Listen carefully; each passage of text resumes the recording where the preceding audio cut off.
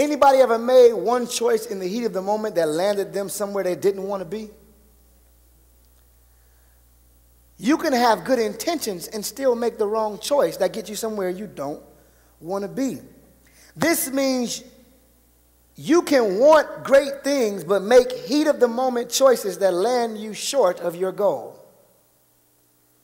This is demonstrated in Luke 15.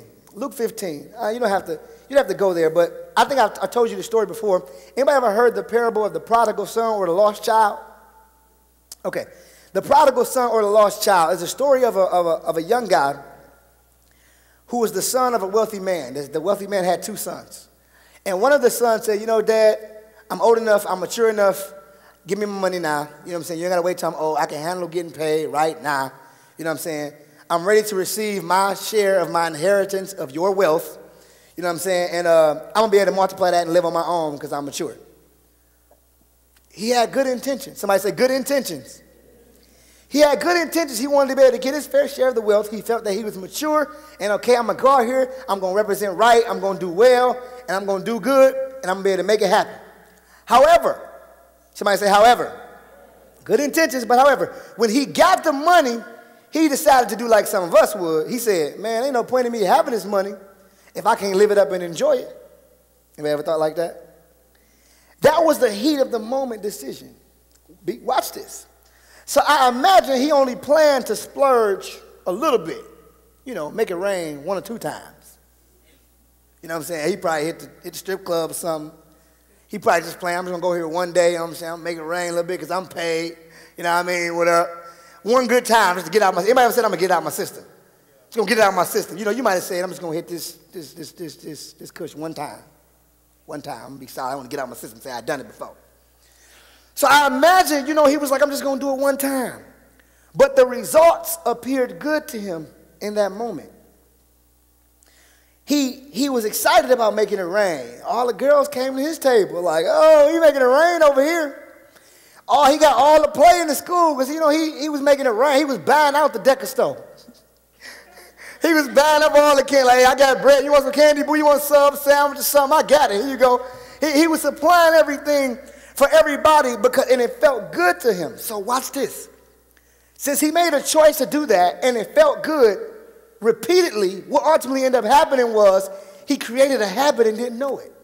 So now every time he got in the atmosphere where he could splurge, it was anything about it. Oh, put it on me. You want it? You got it. Here you go. Your boy, he out here. I got it like that. Y'all think I'm playing? Verse 13. Can you put Luke 15, 11, verse 13 on the screen for me, please? There you go. Very good. She awesome. All right, watch. It says, and not many days after the younger son gathered all together and took his journey into the far country, and there wasted his substance, in a riotous living, which means splurging, doing whatever he wanted to do. Y'all thought I was lying. Brother man was out there like, what up, though? I'm doing this thing. I'm living it up. I'm paid. Young and paid, too. But then in verse 14, go to verse 14, please, through 16. I'm going to flow through it through 16. It says, and when he had spent all he had, because how many of y'all know he didn't plan to spend all he had. He just planned to have a little fun. But it became a habit to the point he stopped thinking, and he got to the point he spent all he had. There arose a mighty famine in the land, which means it was like, a depression or a recession, like we kind of got right now. A mighty famine in the land, and he began to be in want. 15. And he went and joined himself to a citizen of that country, and he sent him into the fields to feed swine. What that means, he went and got a job. He got a job feeding the pigs because he was broke. Verse 16. And he would fain have filled his belly with the husk that the swine did eat, and no man gave unto him. What that mean? My man got so hungry and so broke, he started looking at the pig's food like, man, that look good. We're talking about a guy who was paid, young. Somebody say young and paid. Young and paid, good intentions. Dad, I'm going to represent you. I've learned well. I'm mature. I'm going to go out here. I'm going to make this money flip. I'm going to do business. I'm going to be an honest man. But he went out one time and started making it rain. And was like, oh, I like this. And then I guess he might have tried it again to the point to where everything he did, he wanted that feeling that he was getting from before. Y'all follow me? And all of a sudden, he created a habit that caused him to be blind of what he was doing to himself. And his good intention landed him wanting to eat what pigs eat. Y'all think I'm playing. It's all right here. So you can have good intentions, but still make wrong choices. Different choices yield different lives. It sounds so simple. Anybody heard somebody say, you can't keep doing the same thing and expect something different? You ever heard that? Yeah, it sounds real good when you say it. However, the problem is we don't do the same things on purpose. We create habits of these things, and all of a sudden we can't get out of them.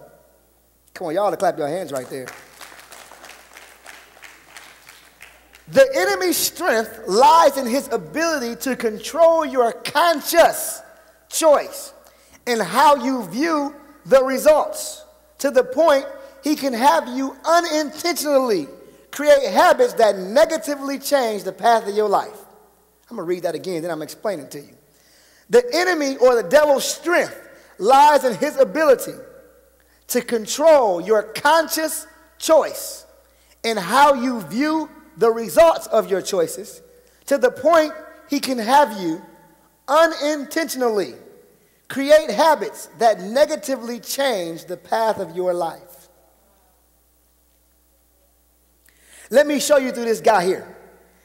The enemy's strength in his life was his ability to make him make a conscious choice, starting with one time. Somebody say all it took was one time to start. He caused him to choose to go make it rain. And when he chose to go make it rain, the enemy adjusted how he saw making it rain and made him think it was a good result.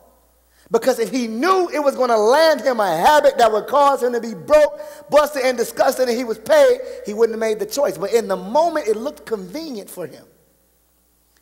So he liked it. So since he liked it, and he did it again, he liked it, his mind was built to say, okay, we like doing this. So we're going to move this to the subconscious because it yields us a good result, and we're just going to do this from now on. Y'all follow where I'm going with this?